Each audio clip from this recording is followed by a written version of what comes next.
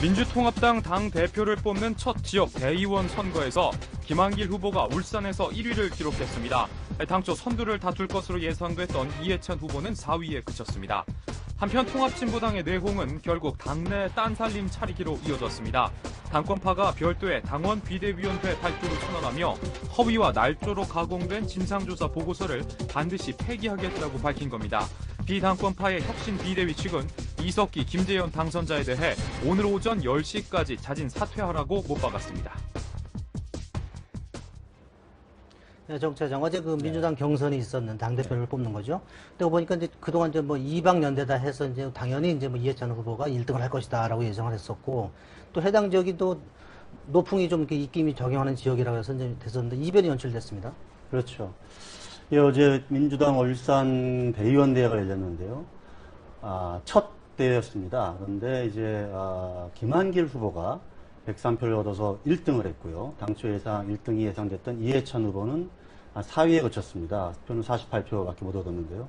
표 차이가 더블 스코어 이상 차이가 났습니다.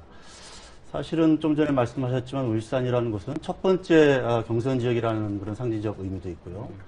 또 노풍의 드라마가 이제 시작됐던 지역이기도 하죠. 2002년 민주당 대선 후보 경선 때, 그 당시 노무현 후보가 제주도에선 3등을 했었거든요. 제주에서 3등을 하고, 울산에서 1등을 하고, 그러고 이 승리를 발판으로 해서 광주에서 1등을 하면서 이른바 노풍을 불러일으켰던 그런 상징적인 의미가 있는 지역이기 때문에, 그래서 또 더군다나 이제 친노 지지 세력들이 좀 강한 지역이다. 이렇게 분류가 됐었고요.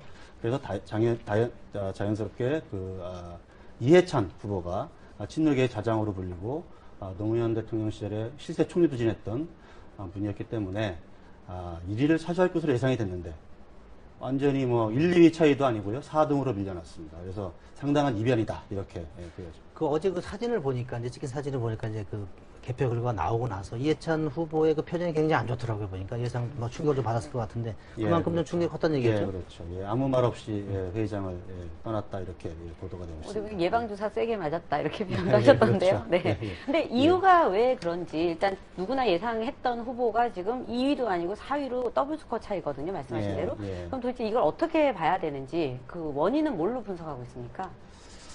일단은 뭐 모든 언론들이 이제 이해찬 박지원 담합 논란에 대한 역풍이다. 예, 이런 이야기를 하는데요.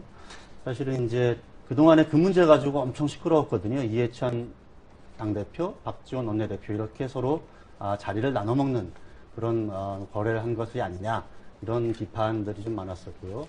그래서 아마 어제도 각 다른 후보들이 그 부분을 아주 집중적으로 비판을 했던 것 같고. 그런데 이제 이게 이런 문제도 좀 있습니다. 이게 1인 2표제이기 때문에 1인 2표제. 예, 1인 2표제에 여러 가지 변수들이 많거든요.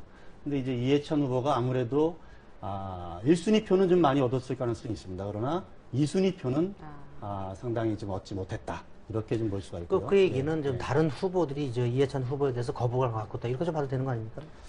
그렇죠. 다른 후보들 대부분이 전부 이해찬, 박지원 연대 담합 논란에 대해서는 아주 부정적인 그런 태도를 갖고 있습니다. 어제 보니까 문재인 고문이 또 그 1시간도 안 되는 거리다 해서 왔었다 이런 얘기가 있는데요. 그거에 대해서 다른 후보들은 이해찬 후보 쪽에 좀 힘을 실어주는 거 아니냐라고 해서 불만도 내비쳤다 이런 기사도 나온 것 같아요. 그렇습니다. 이제 문재인 고문은 이제 친노계의 대표적인 대선 주자고요. 이해찬, 박지원 연대를 어느 정도 지지하는 쪽에 있는 후보로 알려져 있습니다. 이해찬, 박지원 담합 논란이 있을 때도 그걸 꼭 담합으로 볼 필요는 없다 이렇게 이야기도 했었고요. 그리고 실제로 이해찬 후보하고 좀 가까운 것으로 이렇게 알려져 있는데 문재인 고문이 대선 주자로서는 유일하게 어제 울산 대의원대회 현장에 나타났거든요. 물론 현장에서 뭐 특정 후보를 지지하는 발언은 뭐 아무 얘기를 하지 않았습니다. 다만 다른 사람들이 봤을 때는 이해찬 후보를 지지하기 위해서 온 것이 아니냐 이렇게 다들 느껴졌던 거고, 그런데 결과는 이렇게 나왔기 때문에 문재인 고문도 좀 타격을 입지 않을까 이렇게 좀 보여집니다. 근데 울산 지역의 그 표를 보니까 221표인가 되더라고, 대의원들 표가. 그렇죠. 그게 보면 전체 이제 우리 저기 민주당 대의원 표를 보면 이제 일부분 아니겠습니까? 그래서 그렇죠. 이제 너무 뭐 이변이긴 이변이지만 이거 가지고 좀 앞으로 이를 속단하기 어렵다 이런 전망이 나오는데 오늘 그 부산 지역에서 경선이 실시가 되죠? 이게 660여 그렇죠. 명이나 된다고 그러는데 예. 여기서 좀 또 다른 이제 결과가 나올 수도 있지 않습니까? 그렇습니다. 오늘 이제 부산에서 대의원대회가 열리는데 사실은 부산은 그야말로 친노 진영의 어떤 본산이다. 이렇게 볼 수가 있습니다. 지난 총선 때도 낙동강 전투가 치열하게 벌어졌던 곳이고요. 특히 문재인 고문이 이곳에서 이제 낙동강 전투의 총사령관으로서 전체 선거를 지휘를 했었고 결과는 뭐 그렇게 좋지는 않았습니다. 그래도 한 40% 정도의 어떤 지지율을 득표율을 얻었던 그런 곳이기 때문에 이곳에서 어쨌든 이해찬 후보는 반드시 이겨야만 되는 것이고 여기에서 만약에 진다 그러면 이해찬 후보는 아주 상당히 힘든 그런 국면으로 갈 수밖에 없게 되는 거죠. 근데 이게 좀 결과는 예단하기 쉽지 않습니다만은 어쨌든 이해찬 후보가 부산에서는 좀 유리하지 않겠느냐 이렇게 좀 보일 수도 있습니다. 그런데 또 다른 측면에서는 부산 지역 대의원들이 이제 지난 총선을 거치면서 문재인 고문을 지지하는 세력과 또 다른 이제 친노 후보가 있지 않습니까? 대선 후보. 그 옆에 있는 이제 김두관 경남지사. 김두관 경남지사를 지지하는 쪽으로 이렇게 좀 갈라지고 있다. 뭐 이런 관측도 있기 때문에 꼭 이해찬 후보가 1위로 당선된다. 이렇게 또 속단하기도 쉽지는 않을 것 같습니다. 여기서 잠깐 간략하게 경선의 룰이라고 규칙을 좀 설명해 주셨으면 좋겠는데요. 지금 울산, 뭐, 그다음 부산 이렇게 쭉 돼 있는데, 거기서 1위를 하는 것 뿐만 아니라 표도 나중에는 다 합산이 되는 건지, 그리고 이게 어떤 스케줄로 되는지, 그런 룰을 좀 일단 먼저 설명을 좀 해 주십시오. 예, 지금 민주당 전당대회는 간단하게 보면 대의원 투표와 네. 일반 시민 당원 투표가 있습니다. 대의원 투표가 한 30% 네. 포션을 차지하고 일반 시민과 당원 투표가 70% 이렇게 돼 있고요. 대의원 투표는 현재 이제 순회 경선을 하고 있습니다. 순회 경선을 해서 그때 결과를 발표를 하는데 이게 뭐 미국식 무슨 프라이머리하고는 다릅니다. 미국식 프라이머리는 만약에 UMC에서 어느 후보가 한 표라도 이겼다 그러면 그 지역의 모든 걸 다 가져가는 올 오어 나싱 제도거든요. 근데 여기는 그런 게 아니고 이제 득표율이 이렇게 차곡차곡 쌓이는 거죠. 그러니까 한 곳에서 뭐 2등을 했다 그래서 네.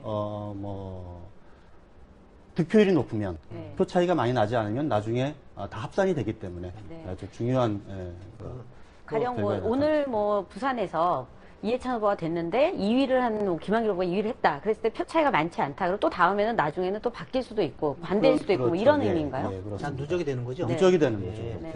예. 예, 그러니까 아마 이제 뭐 울산 지역 같은 경우는 표수가 적은데 이제 오늘 부산 지역도 좀 저기 대의원 수가 많고 또 광주, 전남 지역도 반수가 많으니까 변수가 많이 있겠습니다. 근데 아무튼 예, 예. 뭐 선거는 좀 바람이라고 하는데 이런 저기 바람이랄까 이게 어느 정도 갈지 한번 좀 보겠습니다. 다음은 저 통합진보당 얘기 좀 나눠보겠습니다. 그 당권 저기 비대위 측이죠. 비대위 측의 혁신 비대위 측에서 오늘 오전 10시까지 이석기 김재현 후보에 대해서 비례대표 후보를 사퇴하라, 서류를 제출하라고 했는데 아마 이 시간까지 안 온 것 같죠? 그렇습니다. 10시까지 그 사퇴서를 제출하라 이렇게 최후 통첩을 며칠 전에 보냈는데 뭐 지금까지는 안 낸 것으로 돼 있고요. 지난 주말에 지난 금요일이죠. 강기갑 비상대책위원장이 이석기 후보를 이석기 당선자를 따로 만났는데 뭐 이렇게 얘기를 했습니다. 감격이 참 크다. 강기갑 위원장의 얘기인데요. 아마 뭐 사퇴서를 제출할 생각은 전혀 없는 것으로 보여집니다. 예, 그렇군요. 그러면 그래서 이제 아마 지금 그래서 그 문제를 이제 논의를 해야 될 텐데, 비대위가 지금 10시부터 아마 열리고 있는 것으로 제가 보고를 받고 왔는데요. 이 비대위에서 그러면 10시까지 최후 통첩을 보냈는데 10시까지 사퇴서를 제출하지 않았을 경우에 그럼 어떻게 할 것이냐. 이제 이 문제를 좀 논의를 하는 거죠. 일각에서 이제 출당 문제를 이제 적극 검토를 해야 되는 거 아니냐 이렇게 얘기가 나오고 있습니다만 이게 출당 문제를 검토하더라도 이게 좀 아주 복잡한 상황입니다. 왜냐하면 일단 이석기 김재현 당선자가 아시다시피 주소지를 서울시당 소속에서 경기도당으로 옮겼지 않습니까? 통합진보당의 경우는 출당이나 제명 이런 징계 절차를 논의하는 곳이 중앙당기위원회가 아니고 해당 시도당 당기위원회 사독되어 있습니다. 그러니까 이석기 김재현 당선자는 서울시당에서 할 경우에는 아무래도 서울시당에서는 이제 비당권파 세력들이 좀 강하기 때문에 당권파 세력이 강한 경기동부연합이 주도권을 장악하고 있는 경기도당으로 아무 이제 주소지를 옮겨서 그쪽의 어떤 판단을 받아보겠다. 뭐 이렇게 지금 판단을 하고 주소지를 옮긴 것 같은데, 근데 이 문제는 또 바꿀 수가 있습니다. 중앙당기위원회에서 해당 시도당 당기위원회가 정당적으로 심의를 못한다, 하지 않고 있다 그러면 다른 시도당으로 당기 논의를 하는 곳을 바꿀 수가 있거든요. 이런 문제들이 마구 얽혀 있고, 이런 건 뭐 이거는 사실은 이제 법적인 문제고, 실질적으로는 이제 물리적 충돌 가능성이 예상이 되죠, 사실은. 예, 그런 것들 때문에 이게 뭐 출당 절차까지 아마 가려면 아주 시간이 많이 걸리고 우여곡절이 많을 것으로 이렇게 예상이 됩니다.